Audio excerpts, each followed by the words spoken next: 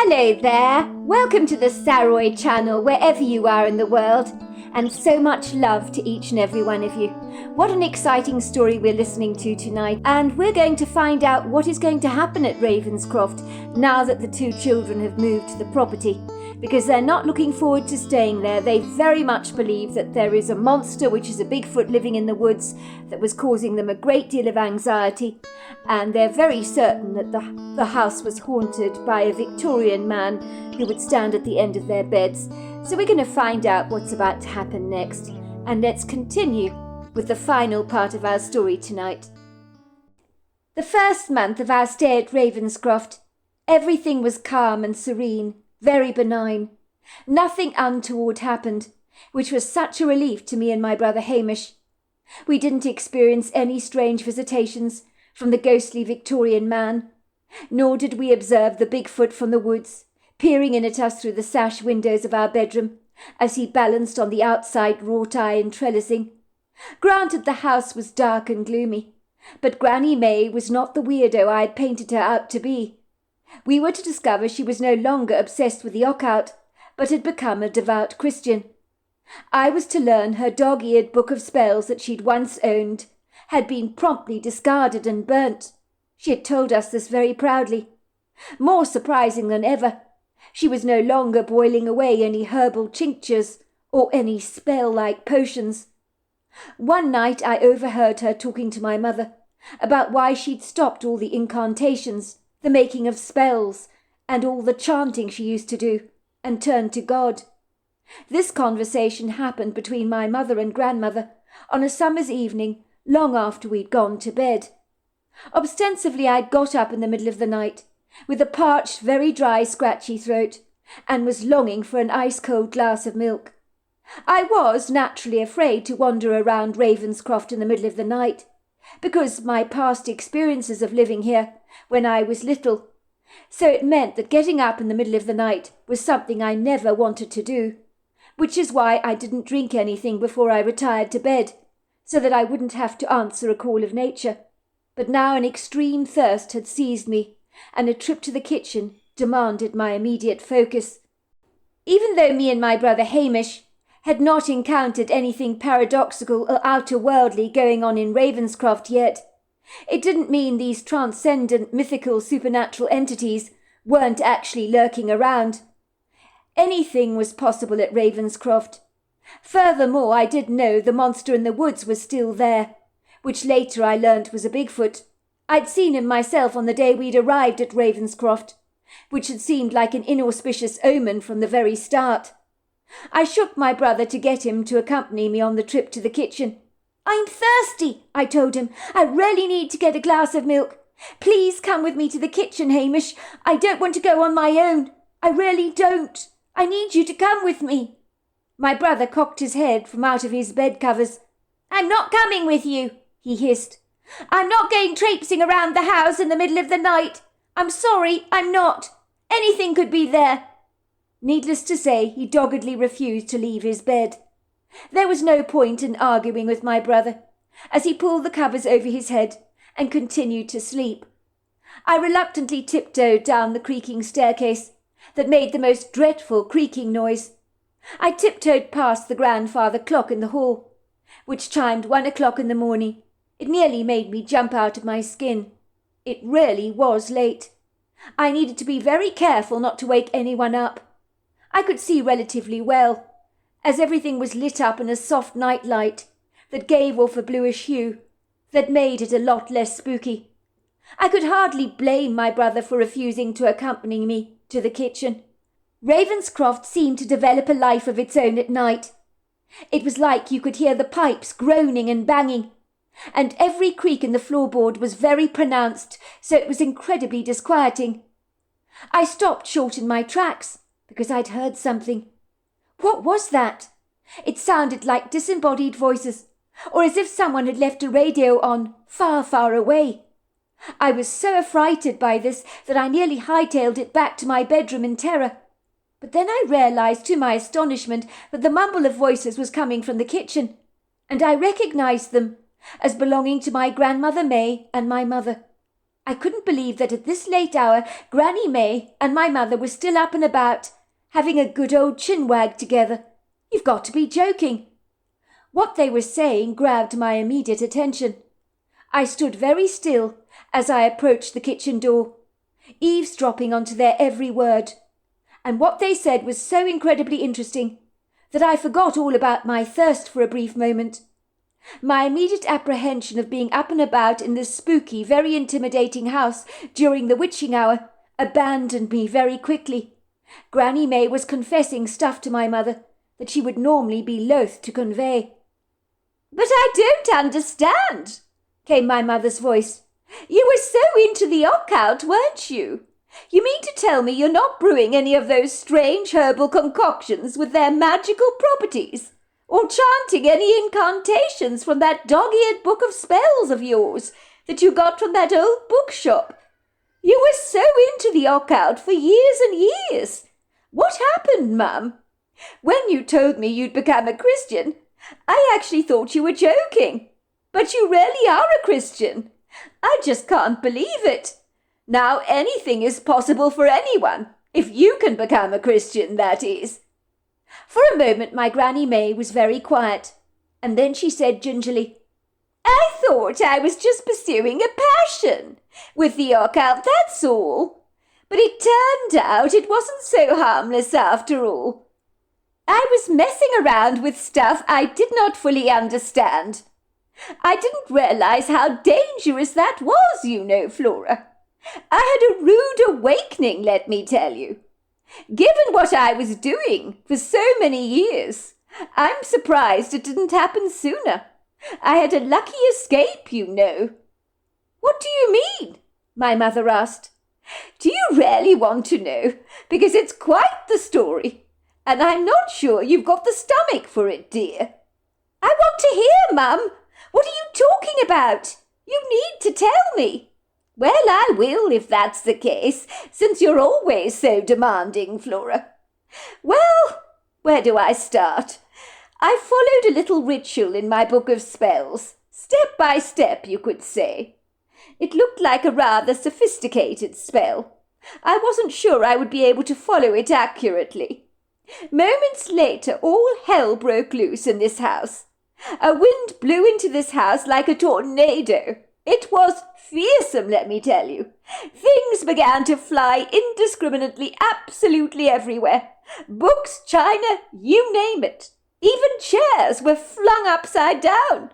The curtains were moving friskily, like the sails of a very large boat out at sea. I've never been so afraid, Flora, in all my born days. It was absolutely terrifying. There are no words to describe how affrighted I was. In that quintessential moment, I knew something quite catastrophic was going to happen to me. This feeling of impending doom overcame me, like a mouse caught in a trap, sensing there's no way out, if you know what I mean. "No, I don't know what you mean, Mother," my mother asked, bewildered. "Well, do I need to spell it out, love? I summoned up a demon, didn't I, Flora? That's what I mean. This grotesque, hideously ugly thing tried to kill me." "What? You're kidding! What do you mean, Mum? It tried to kill you? You're scaring me." "Well, don't worry, I'm here now, aren't I? So I'm all right. Well, it just began after my incantation, after I lit up some black candles and was beginning to follow the spell, you know, like a recipe in a cookbook. Well, the wind howled through the house. And I'm not kidding when I say this, Flora, but Ravenscroft shook from its very foundations with this powerful storm of energy. Everything rattled precariously." "Are you kidding me, Mum? You're saying that this actually happened?" "Well, of course it did. I wouldn't say so otherwise, would I? But it does get worse. Brace yourself. There was a great big cloud of black developing before me, about 3 feet away, perhaps, like a thick black mist that was starting to take on a shape of its own. I was mortified by this. I just stood there staring in bemusement at the thick black smoke, unable to understand what on earth was happening. But something was glaring at me from inside this smoke. I could feel a vile, malevolent hatred coming from that smoke, directed exactly at me. The smoke began to growl fiercely at me, as if something was in that smoke, and whatever it was incredibly evil. Ma'am, is this for real? Forgive me if I am finding this very hard to digest, but you're beginning to sound as fanciful as my own children. When have I ever made up stories to you, Flora? I'm not about to start now, am I? Never. I'll give you that, Mum. Well, there you go, then. You can't make the stuff up, can you? Go on. You're saying a great wind blew through Ravenscroft, causing chaos in its wake, chucking things around indiscriminately, after you had performed this magic incantation from your book of spells. That's right. It was terrible, Flora. Too terrible for words. All the mirrors in this house cracked at once, and that great big picture of the recluse gentleman Ascot Owen, the original owner of Ravenscroft, came crashing to the floor. I heard bangs, disembodied screams, you name it. I have no words to tell you how afraid I was. I froze to the spot, and the worst thing was that I knew I'd called something up. It was like I'd opened a portal or something. I was absolutely certain of it. And the most terrifying thing of all is I wouldn't have had any clue how to close it. Oh, how awful, Mum. You poor thing. I know you're not making this up. The look in your eyes tells me as much. Are you sure you want to talk about this? You're trembling all over. Can I pour you a stiff drink or something to calm your nerves down a little? I think you really need it, you know. Flora, that's an excellent idea. Could you get me a stiff brandy? Make it a large one, will you? Of course, ma'am. I'll make it a double. I could hear my mother opening cupboards and pouring brandy into a glass tumbler, which she gave to Granny May, who drank it down in one big grateful glug. Ah, that is so much better. Dutch courage, it's exactly what I need when talking about things like this. Honestly, look at me. I can't stop trembling. You don't have to talk about this, Mum, if it's making you uncomfortable. I don't need you getting upset. No, I do need to tell you about this, Flora.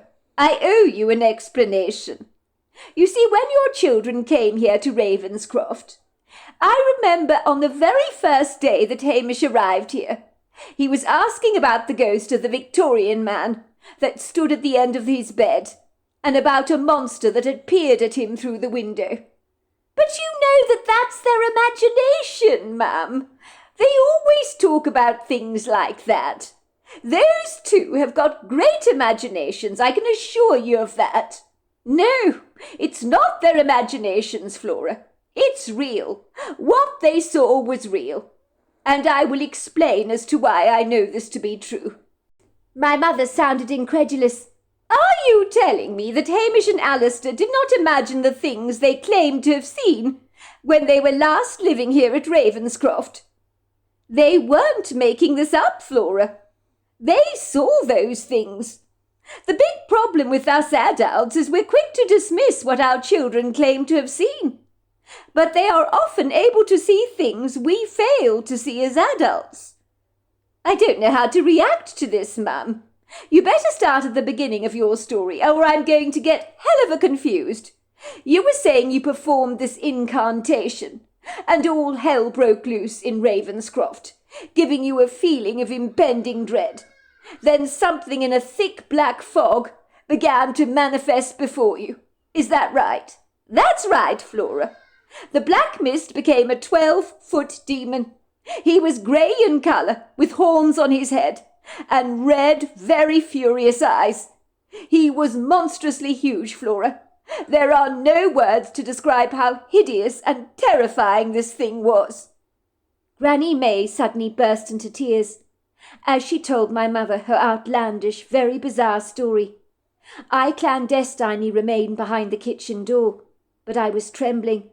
My eyes grew as wide as saucers, as I was unable to believe what I was actually hearing. "Oh, Mum! Oh, I wish you wouldn't cry, you poor thing. What you've been through! You must have been petrified. Here's a tissue. Blow your nose." "Demons are real, Flora. You've got to believe me," said my grandmother, rigorously blowing her nose and wiping away the tears that had gathered up in her eyes. "What I have to tell you, Flora, is that demons are very real. You've got to believe me on this." "I believe you, Mum. What did this entity do?" "Please to God, don't tell me he attacked you. I don't want to hear that, Mum." "It happened so quickly, Flora. For me, it might as well have been a lifetime. Every second seemed like hours and hours.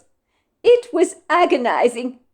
The demon was glaring at me through malevolent red eyes, growling furiously, exposing a mouthful of sharp canine teeth. He spoke in a raspy voice in Latin, and he said, "Ego sum childerari." Do you know what that means in Latin? It means I'm going to kill you. I looked it up. "Oh, Mum, you're scaring me talking like this. Look at me, I'm shaking like a leaf." "Hold your horses, Mum. I can't take this for the moment. I'm going to be getting some brandy for myself. Would you like another tipple?" "Yes, I would, love. Make it a double again. Talking about this is making my nerves get on edge. But I do need to talk about this stuff, and I'm so glad to have a listening ear from you, Flora." I heard my mother rattling around in the kitchen, pouring out the brandy in a couple of tumblers. Granny May and my mother both knocked back a few stiff drinks, while Granny May continued with her story.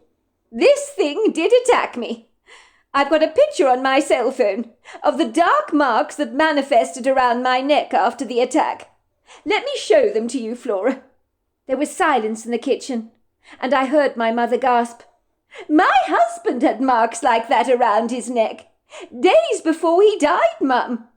The coroner said she didn't know where they came from, but they looked like the marks around your neck. The coroner could find no reason as to why my husband died. I wonder if this demon that attacked you had something to do with my husband's death. Do you think it's a possibility?" "Oh, God, no," said my grandmother. "Well, I hope not. I'd hate to think that my incantation had far-reaching repercussions, and that inadvertently I might be responsible for your husband's early demise because of what I chose to conjure up. I didn't choose it, though, did I? I just manifested it somehow." "Don't be silly, Mum. I'm sure it's a coincidence," said my mother, but her quivering voice made me sense she believed otherwise.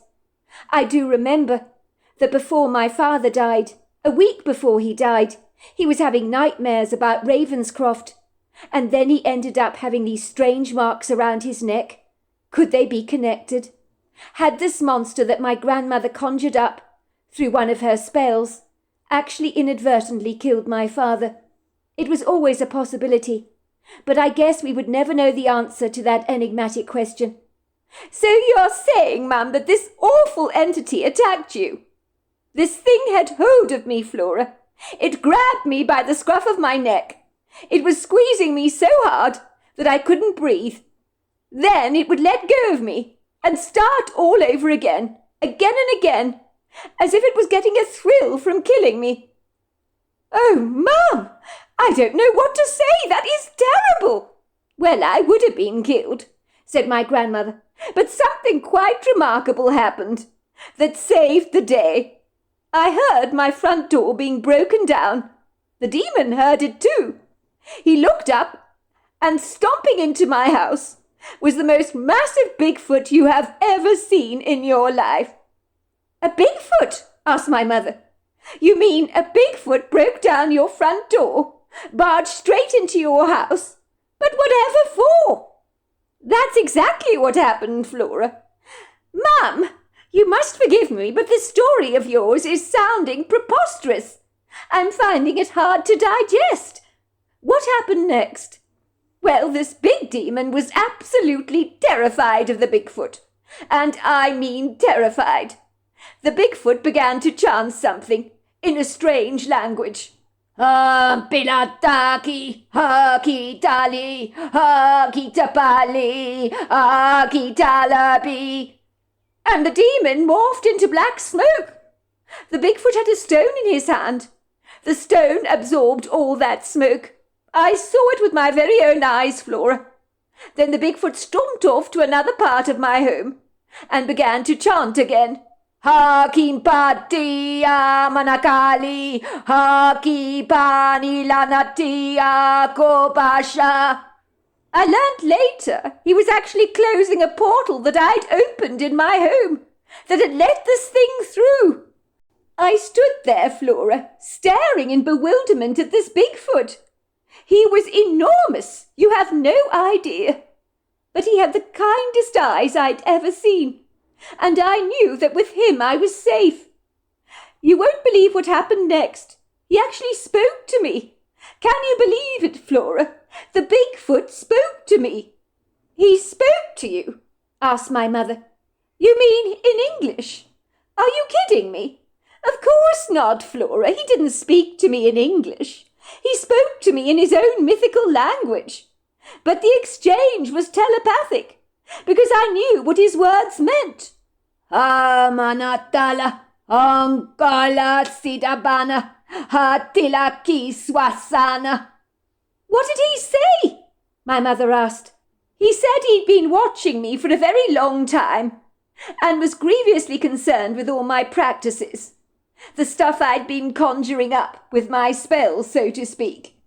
He said that he could see that I was potentially going to open up a portal and let something in and invite in a demon or something, and that beast could have dominion over me, finally possessing me or even killing me. He told you that? Yes, he did. He also told me that the original owner of Ravenscroft, Ascot Owen himself, was very concerned about my welfare. For years, that dead man was wandering around Ravenscroft in the middle of the night, watching over your children when they were living here. He was angry with me for dabbling with stuff I didn't understand. He was very concerned I'd bring something through the veil because of the spells I was casting. You won't believe it, Flora, but when you were living here with your children at Ravenscroft, I sometimes thought I was actually losing my mind. I would find my book of spells hidden in the most obscure places. One time I found it parked in the fireplace among all the wood. At the time I thought your children were playing tricks on me. Now I know better. Ascot Owen was literally telling me to burn the thing up, which, if I had done a long time ago, none of this would have happened. He kept hiding that book of spells from me to stop me from doing any damage. And goodness gracious me, I didn't even have an idea. So you could say he's been a very protective spirit. He's the one that's obviously been standing at the end of your children's beds when they were here at Ravenscroft, watching over them very protectively. So you're saying that the ghostly spectre that visited my kids at the dead of night was actually Ascot Owen, the very same man? I feel so bad for dismissing my children's claims. They've been telling me the truth all along. They were terrified of their ghostly visitor, who was Ascot Owen himself, and he was actually looking out for them all along. That's what you're telling me, isn't it, Mum? That's exactly what I'm saying, Flora. According to the Bigfoot, Ascot was staying around to protect me from myself. The Bigfoot told you that? He did indeed. He told me he hadn't meant to scare my grandchildren, but would look in on them at night through the window to check that there was no dark energy around. He told me he climbed up the wrought iron trellising and would look in on them, but he was certain he scared them half to death, and apologized for that.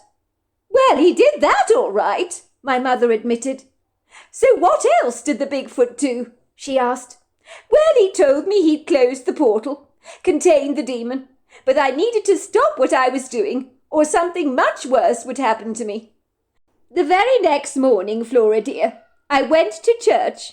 I burnt everything up, and I felt happier than I have in a very long time, like a dark weight had been lifted off my life. The Bigfoot's still out there in the woods, I know he is. His family have lived there for generations, I believe. There is a portal, I understand, in there, that they watch over to keep closed so nothing comes through into our reality.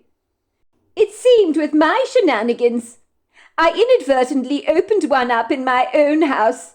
Can you believe that, Flora? The mind boggles. But the good news is that there is no more ghost around this house. Ascot Owen is no longer around. And as for the Bigfoot, I doubt he'll bother your children again. So on that score, they're going to be absolutely fine. But there's still a heaviness here at Ravenscroft, Mother, my mother said. I felt it when I was a girl. Everyone at the school I attended thought Ravenscroft was haunted. And I do remember when I had a birthday party at this house, no one ever came, because they thought the place was haunted, and they were intimidated by it. So after that, I had all my birthday parties at the diner in town. I never ever brought any friends over for a sleepover at Ravenscroft, because this place, Mum, has always been formidably sinister. Well, I wish you'd told me this before, love.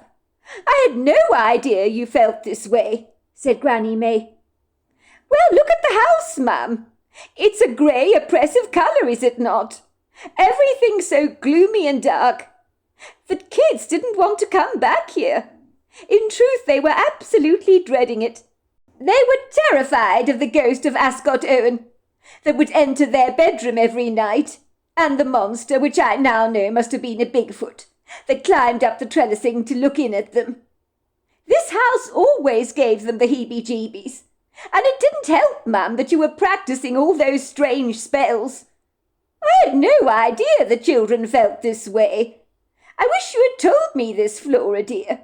But then again, you've always refrained from expressing your opinion for fear of being rude. I'm your mother, Flora. You can tell me anything you like. Look at your son Hamish. He wasn't afraid to tell me how old he thinks I am. Do you know what? I like his honesty. I really do. I would appreciate the same from you, love, even if it's not what you want to hear. You have all moved in with me, and this is a huge house for one person to live in alone. I felt extremely isolated living here at Ravenscroft, so when you asked if you could come and move in with me, I was absolutely elated and overjoyed. I want to make Ravenscroft a welcoming place for all of you. We can change things around here, bring a lot of light and sunshine into this house if you like. Unfortunately, the energy reflects the state of Mr. Ascot Owen himself. He was a recluse, you know, and I suspect when he built Ravenscroft in the 1800s, the mansion reflects his very bleak despair. He never left the property, you know, until the very day he died. It's a tragic story. What a life to be stuck in one place for the rest of your days, with only the servants attending to your every need. All the rumours that flew around about Ascot Owen back in the day were really horrendous, you know. Many believed he was badly disfigured, but no one knew why he hid away in this house. Do you know why he was such a recluse? My mother asked Granny May. I do, as it happens. The Bigfoot downloaded the answers into my own head, from Ascot Owen himself. Do you know, Flora dear, it was Ascot who told the Bigfoot that I was being demonically attacked. That was why he came to my rescue and broke down the front door. So why was Ascot Owen a recluse for so many years then, Mum? Well, he fell in love with a young woman called Hazel. She was the daughter of his father's butler, I believe. I think she was a couple of years older than Ascot. But how those two crossed paths, I don't know, but they obviously did. Anyway, Ascot's father was very, very close to his butler. However, he wouldn't allow under any circumstances for his son to be affiliated with the likes of Hazel, as after all she was his butler's daughter, and it didn't do to have a relationship with a servant. Hazel did not come from the same upper-class background as he did. Ascot Owen's father, when learning about his son's adoration and extreme devotion to Hazel, he was less than enamoured about this. He told his son in no uncertain terms that he would be disinherited if he was to marry beneath his station. He was mortified his son had shown interest in a servant girl. You see, in the 1800s, you didn't marry beneath your station. It was considered very taboo back then. That, of course, changed after World War II. But before that, everyone knew their place in society, even here in America. Ascot did not care. He was so in love with Hazel, and could not envisage himself being with anybody else but her. He would write her love poems, and they would meet with each other in secret. But I'm quite sure his father was on to him. Ascot had described himself as a one-woman man, and he wrote a poem about it with the title, "Only One Woman Will Ever Have My Heart." He was willing to throw everything away for Hazel, so that they could be together, even if it meant he would become working class and bale out hay for a living. As long as he could be with Hazel, that was all that mattered to Ascot. It would seem Ascot Owen's father was livid. Absolutely incensed he was, with his son's obstinate refusal to date women that were from a suitable aristocratic background. He was saying Ascot did not fully appreciate all he'd done for him, and he was under no circumstances going to allow his son to humiliate him, as after all the family reputation was like gold dust to him, and it would be scandalous if rumour got out about his son's interaction with a servant girl. A day or so later, under an extraordinary set of rather bizarre circumstances, Hazel was nonchalantly crossing the road in town, and was mown down by a horse and carriage. It killed her instantly. It was deemed, of course, a tragic accident. But Ascot Owen did not believe that for a second. He ascertained his father was behind Hazel's tragic passing. He was never the same again. In his bereaved, tormented state, he built Ravenscroft for himself, and buried himself away in his Victorian mansion, until he died, a very aggrieved, depressed man, at the age of 82. "Goodness gracious, that is such a sad story," said my mother. As you can imagine, after hearing this startling conversation, all the pieces of the puzzle began to fit into place, and things began to make a whole lot of sense to me. I was glad to have been privy to overhearing Granny May's confession. I 100% believe her account. Granny may have been many things, but she was no liar. It certainly explained why me and my brother Hamish had not experienced any ghostly paranormal activity or visitations from the Victorian man, the original owner of Ravenscroft, Ascot Owen himself. He had probably happily crossed over to the other side, to reunite with his lost love. All this time his objectives towards us had not been remotely sinister.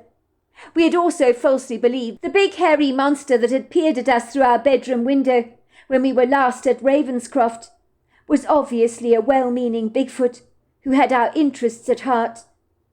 Ever since me and my brother had come to Ravenscroft, Granny May had changed her eccentric ways. She was no longer weird or freaky like she used to be. One thing remained the same, though, and that was that Ravenscroft had been very oppressive as a mansion, with a very unsettling energy. By the sounds of things, Granny May meant to make some changes around the place, and if that was the case, things were definitely looking up. I decided that maybe living here would not be so terrible after all. But could you make a silk purse out of a sow's ear, I wondered. I wasn't entirely sure about that, but miracles can happen, and they did. In the weeks that followed, Ravenscroft underwent a miraculous metamorphosis that was so astonishing I could not for the life of me believe I was actually living in the same house. Granny May seemed resolutely determined to make the house welcoming and warm for us. She even let us choose the designs for our new bedrooms. There were workmen around the property for weeks on end, fixing up Ravenscroft. It's amazing what a coat of paint can do to a place. Gone was the formidable grey exterior, to be replaced by a crisp coat of pale pink paint. The interiors were all lightened, and with the help of a designer, my grandmother had all the rooms painted in pastel shades. It was almost impossible to believe, after all the intensive renovations to Ravenscroft and the redecorating of the property to suit our taste palettes better, that we were actually living in the same house. Thankfully, it still managed to maintain its historic integrity. Indeed, the renovation enhanced the house's history, rather than diminished it. Granny May invited Pastor Paul Rodriguez to Ravenscroft to bless the property, so any residual negativity that was possibly left behind by the weight of Ascot Owen's obvious depression, that the property seemed to have soaked up like a sponge, would be lifted. After the blessing of the house, it really was miraculously transformed in ways I cannot even begin to describe. It became auspiciously light, airy, and invitingly warm. Me, my brother and mother settled happily into Ravenscroft, and living with Granny May became a pleasure, not a burden, that we had to overcome. The memories of how menacing Ravenscroft had been when we first arrived seemed to be long forgotten about, almost as if it had happened in another reality, another lifetime, or even a parallel universe, so to speak. My mother found a great job in town. She met a lovely man called Harold, who she was dating. I could observe a genuine glow in her face, which suggested that she liked Harold an awful lot. I was happy for her, as the man seemed nice enough. Not that he could ever replace my late father, of course. But I didn't want my mother to be alone for the rest of her life, because that would be sad. Me and my brother attended a really good school, where we made a plethora of new friends, but none of them were as special to us as Douglas Hughes. We were happy in our new lives, playing outside freely, climbing trees, riding bicycles, and I'm afraid to say I forgot about the ghost of Ascot Owen and the Bigfoot I'd seen on my arrival at Ravenscroft. I also began to forget my old life in Nevada, and I'm not sure if I actually missed it anymore, although I did miss Douglas Hughes very much, and remained in contact with him. It was on the summer holidays that Douglas Hughes came to stay with us at Ravenscroft. He had begged his parents to let him come, but he was reticent about coming to Ravenscroft after the grim things we had told him about the place. I mean, how keen would you be to go to a place where there's a resident ghost haunting you in your bedroom during the night, standing over your bed, watching you, or a hairy, massive monster peering at you through your bedroom window, or a grandmother who has in her possession a book of spells and is constantly brewing strange concoctions on the stovetop that smell pretty rancid and chanting incantations and spells all the time? How eager would you be to come to a grey Victorian sombre mansion that looked like something you would see on America's Most Haunted? Despite our previously rather disparaging revelations about Ravenscroft that we had shared with Douglas Hughes before we actually moved here, he was so keen to see us again that he put all those ugly reports behind him. When Douglas arrived at Ravenscroft, he was completely confounded, as the pale pink Victorian mansion looked spectacular under the soft light shadows of the early morning sun, and the prepossessing views over the sculptural mountains would almost certainly have melted the hardest of hearts. I remember he gave me and my brother a very perplexed look, and then he chuckled and said, "To think I believed all that nonsense you both spouted about this place. You were really good, the both of you. I believed you about the ghost, about the monster in the woods, and your Granny May being a witch. I'm such an idiot to believe all that. The woman is such a sweet old lady. You made all that stuff up, didn't you? So I'd feel sorry for you and encourage you to move in with me and my parents. You needn't have bothered. I wanted you to move in anyway. Whether Ravenscroft was haunted or not, I'd have wanted you to stay with us. I told you I always wanted to have brothers." "We weren't exaggerating. We weren't making anything up," I assured him. "You have no idea how spooky Ravenscroft was when we first moved here. But Granny May transformed the place, and all the stuff of her being a witch was actually true. It's just she's changed. She's become a Christian now. Everything's different now." "Change the record," said Douglas. I don't believe the both of you. He gave us a cheeky, mischievous grin. You made everything up. I'm not stupid. Now are we going to play in the woods or not? Or are you going to tell me there's a monster hiding in there now? Since we'd come to Ravenscroft, we had not ventured into the woods on our own. My brother was genuinely reluctant to do so, because he still believed a monster resided in there. I, on the other hand, knew the monster was harmless. After all, it had saved Granny May's life. I guess me and my brother overcame our immediate fears, to humour our good friend Douglas. I mean, if we refused to play in the woods with him, it wouldn't be a cool thing to do. What kind of hosts would we be?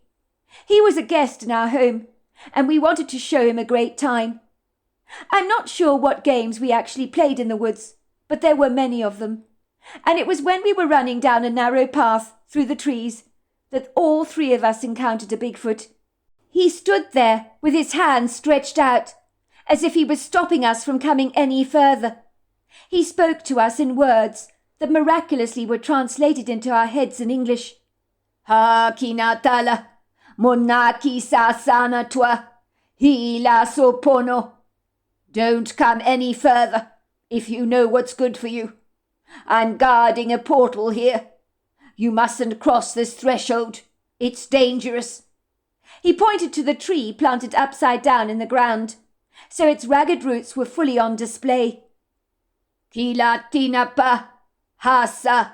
That's my keep out sign, he told us. Never come down this path again. Do you understand? Douglas looked at the Bigfoot with wide eyes, as if he was completely unable to comprehend what he was seeing. My brother's face had visibly gone pale, because he recognized the Bigfoot as the monster at our window when we were little. Hinatilasa, ha kosholona. Please don't be frightened of me. I'm not going to hurt you. I mean you well.